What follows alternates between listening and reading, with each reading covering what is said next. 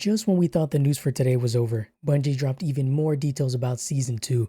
So let's take a quick second to take a look at it. It says, today we released a new Dev Insights video shining a light on the new content coming in Season 2. There's a new zone filled with new dangers and secrets, a brand new defensive shell, a ton of new gear, and much more. Check out the video for the first look at what's coming in Season 2. If you haven't seen already, I dropped a video on that, a little breakdown. It says Season 2 begins on June 2nd and kicks off with an open play week from June 2nd to June 9th. A full week where we'll be able to play the game with no need to buy the game, be able to invite friends, give everyone a free trial, you can say. During the open play week, the full game will be available to play on Steam, PlayStation 5, and Xbox Series X and S, and any progress you make will carry over into Season 2. This will be a great time to invite your friends to crew up, as everyone will be starting out on a clean slate. Perfect timing if you'd ask me. Perfect timing. When Season 1 ends, all of the assets in your vault and personalized armory access will be wiped and your shells will be reset to factory standards to put everyone at the same starting line. So it'll give all the new players a chance to catch up and not have to worry about being out-kitted by everyone else. It's important we give players a chance to explore the new season together and not have to worry about going up against fully kitted out crews right out of the gate. Exactly. Resets only include things related to gameplay progression. They'll keep your achievements, non-seasonal codex progression, and cosmetics. For a full breakdown on Marathon seasonal resets, please read here. Darkness descends on Tau Ceti 4. Runners had a profitable season on Tau Ceti 4, but their constant rating has attracted the wrong kind of attention. Now the UESC is stepping up its efforts to keep Tau Ceti 4 on lockdown and protect the secrets they'd rather keep hidden. As the UESC escalate their defenses, all of this activity on Tau Ceti 4 is causing something else to awaken. The anomaly is changing, and after the sun goes down, things get much stranger. New zone, Dire Marsh Night. Dire Marsh Night introduces a new kind of challenge to Marathon. How do you survive when you lose one of your senses? When darkness falls on Dire Marsh, the things you thought you knew warp in the night. The anomaly blocks your path, long sight lines are obscured in the dark, and you'll want to be careful where you shine your flashlight. You never know what's lurking in the shadows. The stealthiness of this is going to be amazing. This new zone introduces new mechanics, new combatants, and locations to explore in Dire Marsh.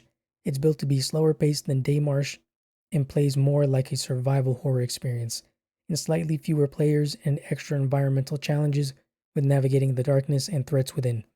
Slightly fewer players. I want to know how many players that's going to mean. 2026 season launch press kit. Let's see what this is. Kind of curious.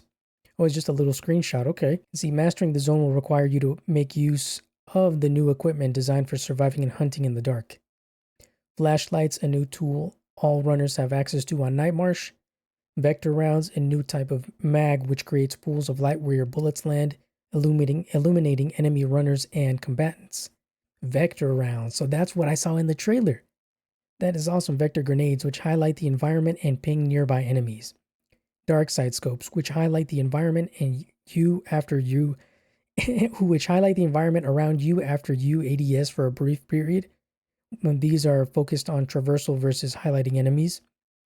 Signal flares, which light up the environment and come in multiple colors. That is awesome. Multiple colors. Oh, I'm definitely going to be rocking like a blue or something like that. See, complex control. The UESC have secured resources on Night Marsh with advanced encryption.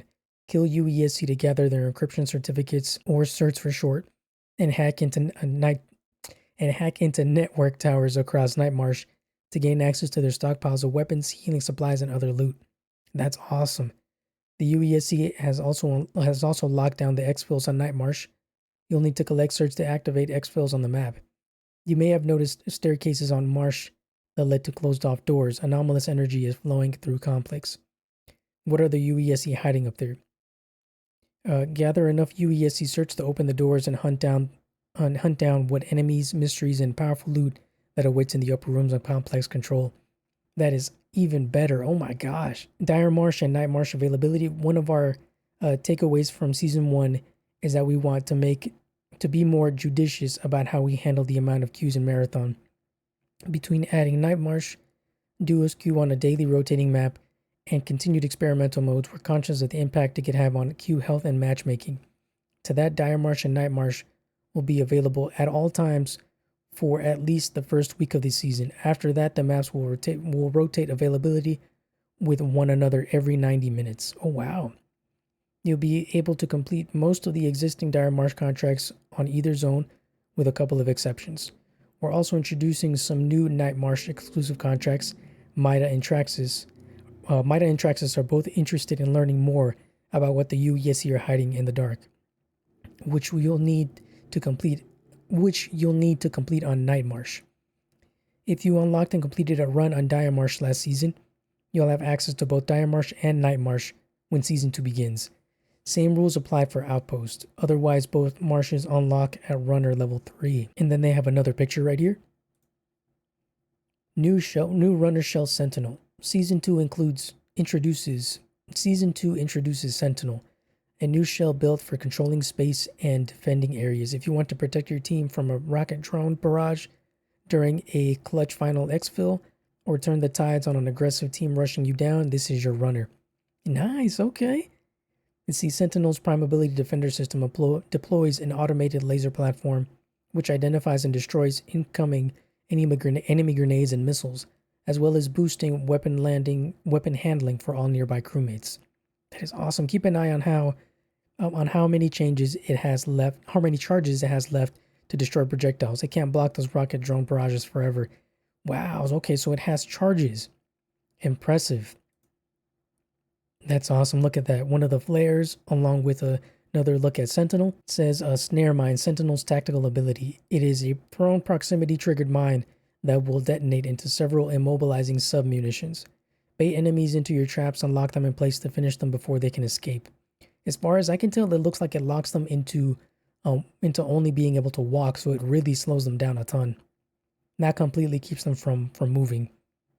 Sentinel's passive trait, Castle Doctrine, grants increased resistance after taking splash damage and faster weapon handling for close-range weapons when surrounded by enemies. Prey Tracker. Their trait ability will activate a short-range motion tracking system that allows them to see nearby moving targets on radar. Use this to gather a bit of extra intel on who or what's moving around you and set up your defenses accordingly. Now, I had mentioned that in the video. Kind of helps you, position everything beforehand. Yep. There's the trophy system right there, knocking out a couple grenades it looks like. Sandbox updates and new gear. Each new season of Marathon is an opportunity for us to take a holistic look at what's working, what needs improvements, and where we can add new tools in the sandbox. With everyone's vaults empty, it's time we take bigger and more swings across weapons, gear, and equipment. These changes can create space for new metas to form and keeps Marathon feeling fresh as you progress throughout the season. Here are some of the highlights for what's coming in Season 2. Weapons, mods, and chips. Season 2 brings 2 new weapons to the sandbox. KKV NSD. First is the KKV, a new pistol frame SMG with an integrated suppressor. Whose name may sound familiar to Marathon veterans. Oh, cool. So it's a throwback for those who are already familiar with Marathon. Its rate of fire is extremely fast, coming in at 1,200 rounds per minute.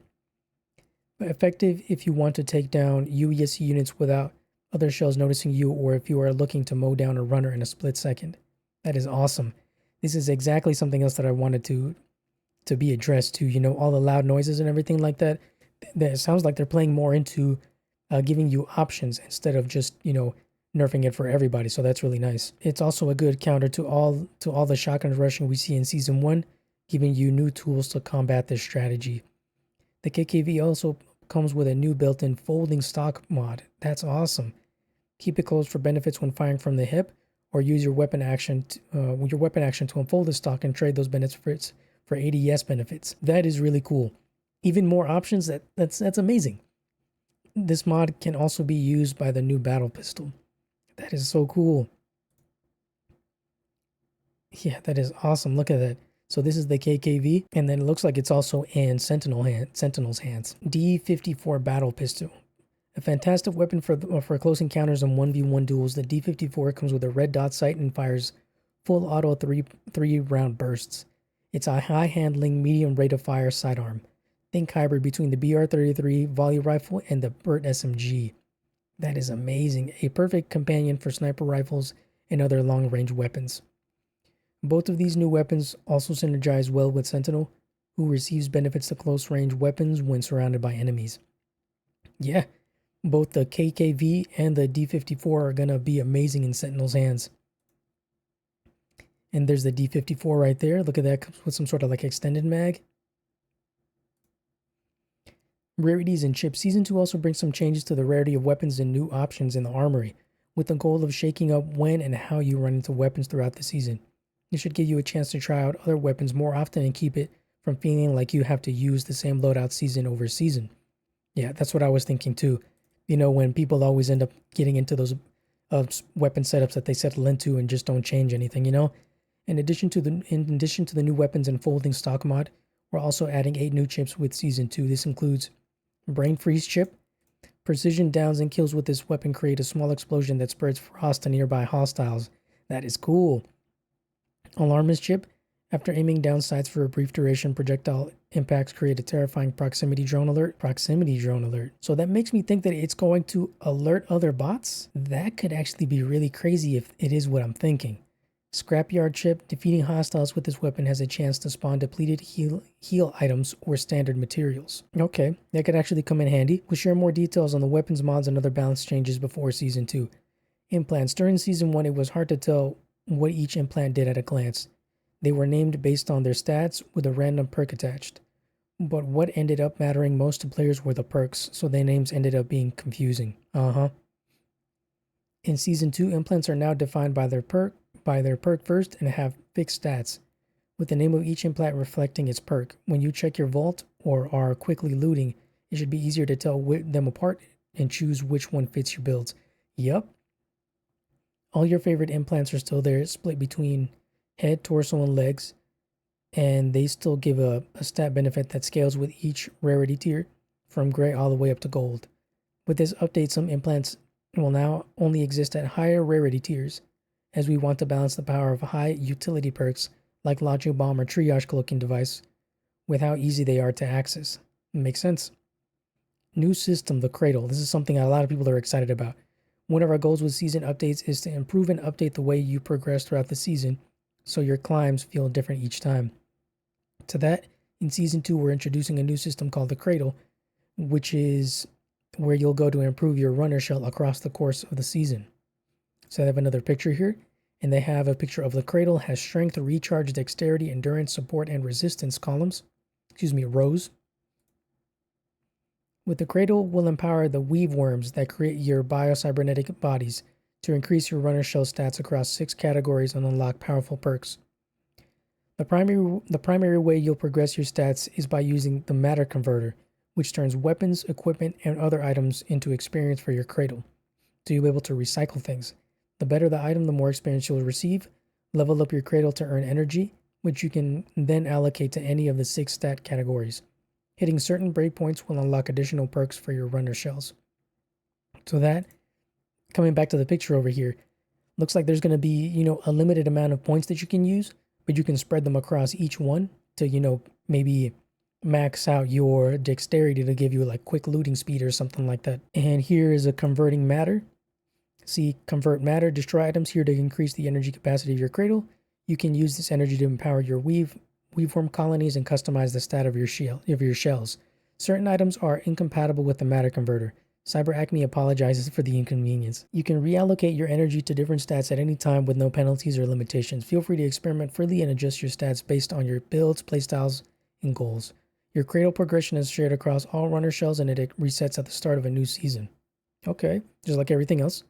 With the Cradle, you'll have access to the stats you want to focus on whenever you want.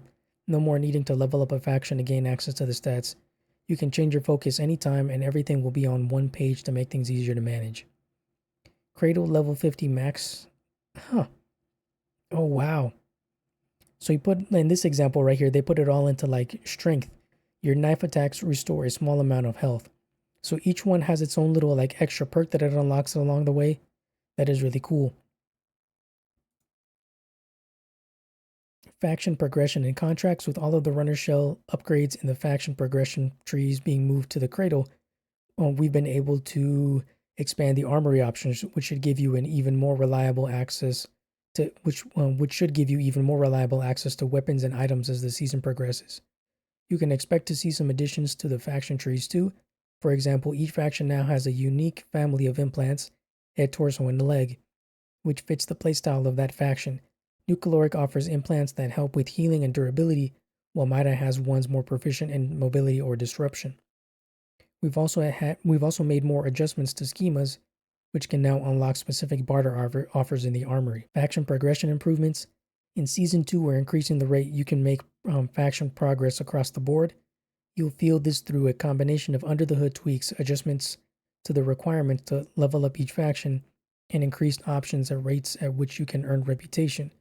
One of our goals with these changes is to make it so most players who regularly play can max out their faction upgrades and reach VIP rank during the season.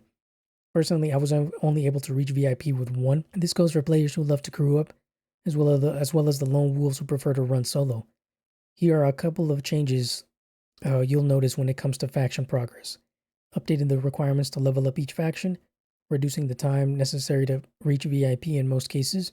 This includes a pass on the amount of materials required to unlock faction progress, so hopefully this time you're not craving Biolan seeds and alien alloys as much. Standard contracts will grant significant increased faction reputation, so they should help much more with progression.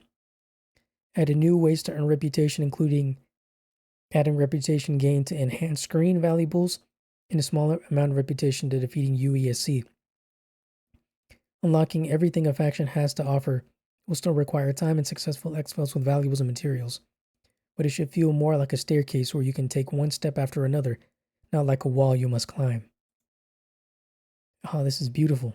See, contracts remain a great way to earn the favor of factions, and we've been working on some improvements for Season 2. Our goal is to shave off the rough edges, chill down a bit on the heavy traversal and the in a single run requirements, and reformulate priority contracts so they don't feel like a blocker to your progress. Priority contracts will be more focused on granting loot rewards rather than being hard requirements for reputation. Priority contracts are also no longer gated behind faction reputation levels. Thank goodness. So you can complete the contracts without having to worry about claim those contracts to be able to gain reputation. We've also refreshed standard and liaison contracts to shave off some of those rough edges. Reminder that if you've completed the liaison contracts and unlocked the faction in Season 1, they'll be unlocked for you in Season 2. Nice. Cryo Archive contracts are also getting an update. Having every contract require opening a vault made it difficult to make any progress on a run without taking in a key and risking it all. Yup. In Season 2, we reworked these to set more achievable goals that can be progressed over multiple runs and to help teach Cryo soft shells, the mechanics of the ship, with the 7th contract still requiring you to take down the compiler. Overall, we want the experience of completing contracts to be more organic and enjoyable. We're also working on some changes to streamline contracts to make them less linear in how they roll out to you over time, which we'll share more about in the future. Experimental queues and duos queues. Last season, we introduced experimental queues, including duos queues and sponsored queue. Duos queue and sponsored queue, as a way to test the waters with different ways to play Marathon. We've loved seeing the participation and hearing your feedback in Season 1. We're going to continue that in Season 2, including explorations with more PvE content. Yep, that's what a lot of people have been asking for, PvE content. More details to come. We're also adding duos queue in Season 2 with a rotating daily queue for Perimeter, Dire Marsh, Night Marsh, and Outpost. The rotation is part of us being more judicious with how we handle our matchmaking divisions in Marathon, and we'll continue to evaluate your feedback on duos and all of the new content as the season progresses.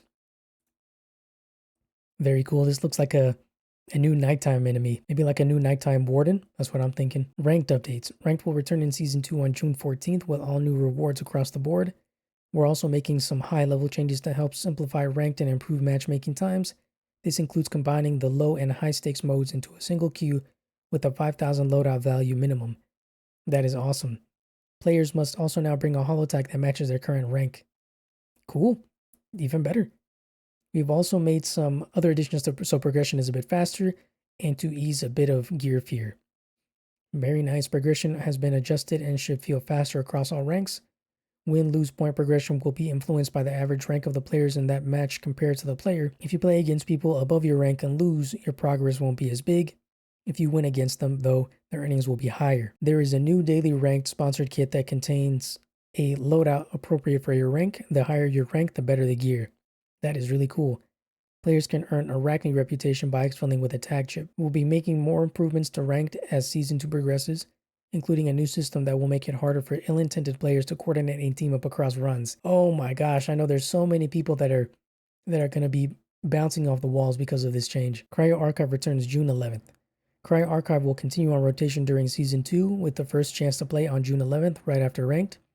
Reminder that any of the Cryo Archive subroutines you unlock during Season 1 will carry over to Season 2. So that's going to be great. A lot of people were worried about not being able to get to compiler. Quality of life updates. In addition to all of these changes, we also have a bunch of QOL changes, quality of life changes, updates, coming in Season 2 with more to come as the season progresses. Increased vault space. A fully upgraded vault can now hold up to 512 grid spaces of items. That is crazy. I think the current limit is what, like 300? Added the ability to batch select items in your vault. Even better. Added a loot filter where if you select a slot you're missing on your loadout, it'll filter only the loot you can equip to then slot. Oh my god, that's what we've been waiting for. Me too. Simplified and streamlined the lobby UI so that you can get into a run faster and more intuitively. This includes combining the loadout and vault menus. That is awesome. Players can access select UI screens during matchmaking, including factions, the codex settings, and more. Added new PC and console cursor speed settings. Oh, people have been begging for this. Added new privacy settings with new obfuscation and a matchmaking timer offset. It's the additional game security features to speed up detection of cheats and reduce their effectiveness. One thing I want to add about this is going to be really great for people who are streamers, so that way they don't get stream sniped. Implemented around and CPU performance improvements, as well as adding support for frame generation on PC. Okay, I guess that's kind of good. The frame generation stuff, but the CPU stuff is definitely going to end up helping a lot of people. Performance optimization is an ongoing priority for us, and we anticipate further improvements in future updates. Improvements to our network technology to reduce the rate of disconnects, particularly for players outside of the United States. Marathon's Open Play Week begins June 2nd. At the start of Season 2, we're opening the gates to Marathon so everyone can experience Season 2 and the many changes made throughout Season 1. Grab your friends and crew up as everyone kicks off the season on a clean slate. Marathon's Open Play Week takes place from June 2nd to June 9th and includes the full game on Steam, PlayStation 5, and Xbox Series X and S. Any progress you make during the Open Play Week will carry over to Season 2. Marathon will be on sale. Oh, nice. It'll be on sale around the start of Season 2 for Steam, PlayStation 5, and Xbox Series X and S. As a reminder for those who already own Marathon, Season 2 gameplay content will be available for no additional cost. We'll be back with more information, including patch notes before Season 2 goes live on June 2nd. Good luck in your final days of Season 1, and we'll see you for Season 2 next week. Of course, gameplay requires internet connection. And yeah, look at that. They're giving another preview of like the nighttime enemy, I believe. That's going to be maybe like messing around with runner shells. We'll see what happens with that. Overall, this has been a pretty crazy little like blog that they have right here, a little post on Reddit. Man, I can't believe they're going to make so many changes that a lot of people have been asking for. This is just amazing. I'm surprised at how much attention they're putting into this and how much they really want to make the game shine. You can tell that this is something that they're doing with love, and I hope they're able to continue doing this. Man, but thank you so much for your time, everyone. Feel free to let me know about your thoughts.